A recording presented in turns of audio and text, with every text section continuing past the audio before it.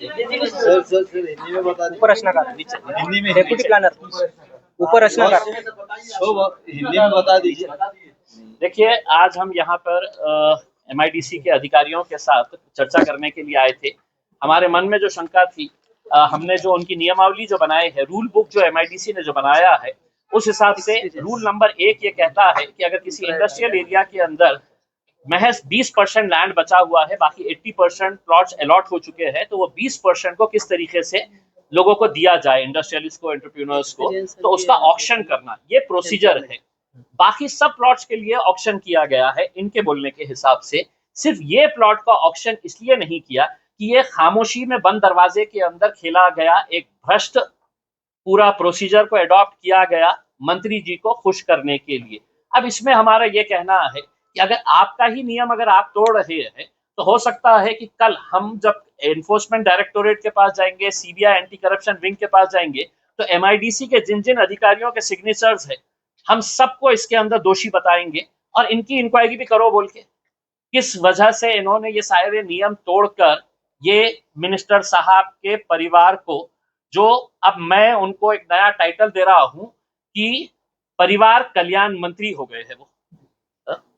तो परिवार कल्याण मंत्री जी को ये जो दिया जा रहा है ये सब कुछ, इसके बारे में सरकार अगर नहीं करेगी तो हम एजन्सीज के पास जाएंगे और एजन्सीज ने भी कुछ MIDCचा उद्देश काय आहे, MIDC कशासाठी स्थापित करण्यात आली होती की महाराष्ट्र इंडस्ट्रियल डेव्हलपमेंट साठी हे कॉर्पोरेशन तयार करण्यात आलं होतं। आमची ही इच्छा आहे की प्रामाणिक इंडस्ट्रीने यायला पाहिजे।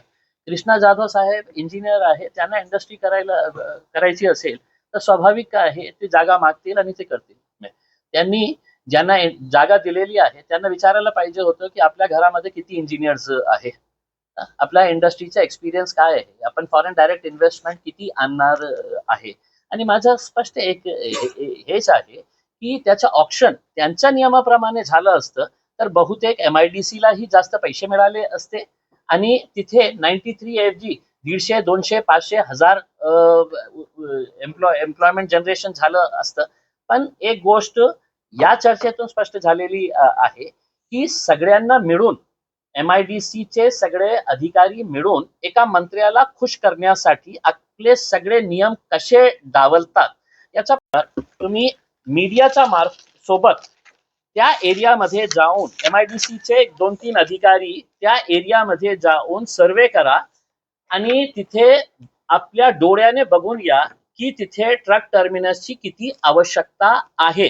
बहुतेक ज्यावेळी त्यांना असं वाटलं की आपल्याला सर्वे करण्याची आवश्यकता नाही आहे म्हणून कोणी गेलं नसेल, तर आम्ही गेलेलो आहे, तुम्ही गेलेले आहे आणि आता प्रपोजल तयार करताना त्यांनी पुन्हा तिथे जावं आणि तिथे जाऊन काय परिस्थिती आहे ते बघावं। नाही तर जसं मी म्हटलेलं आहे की आम्ही कोर्टामध्येही जाणार, एन्फोर्समेंट डायरेक्टोरेटलाही सांगणार आहे आणि याच्यावर एक लॉजिकल कारण काय आहे की हे जग सगळे हे मासियाची लिस्ट आहे माझ्याकडे। मासियाचे जितके उद्योग करणारे आहे, एंटरप्रेन्योर्स जे आहे, ते सगळं महाराष्ट्रीयन लोक आहे। त्यांचं काय आहे, मासिया टेनंट एंटरप्रेन्योर्स आहेत ते सगळं। ते किरायच्या भाड्याने आपल्या छोट्या छोट्या उद्योग करत आहे।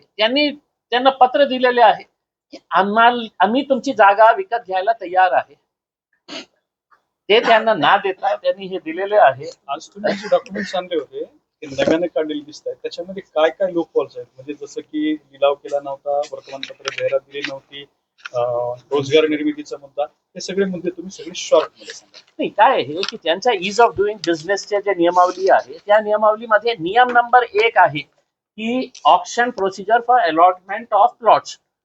त्या ऑक्शन प्रोसिजर मध्ये त्यांच्याकडे जागाच नाही आहे शेंद्रामध्ये, त्यांच्या म्हणण्याप्रमाणे 1-2-3 प्लॉट्स आहे।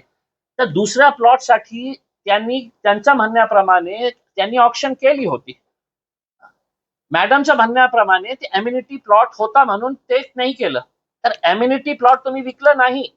एम्युनिटी प्लॉटला जे रिझर्वेशन होतं त्याला डिरिझर्व करून त्याला ओपन प्लॉट केलं आणि मग नियमाप्रमाणे त्याचाही ऑक्शन करायला पाहिजे होतं। जास्त लोक आले असते, जास्त पैसा मिळाला असता, चांगली इंडस्ट्री आली असती। बहुतेक FDI जे प्रायोरिटीने फॉरेन डायरेक्ट इन्व्हेस्टमेंट आपल्याला मिळालं असतं. पण हे सगळं जे नियम डावललेले आहे ते फक्त मंत्र्यांच्या बोलण्यावरून, मंत्र्यांच्या आणि सरकारच्या दादागिरीमुळे हे सगळं चाललेलं आहे. Yes, thank you. हिंदी में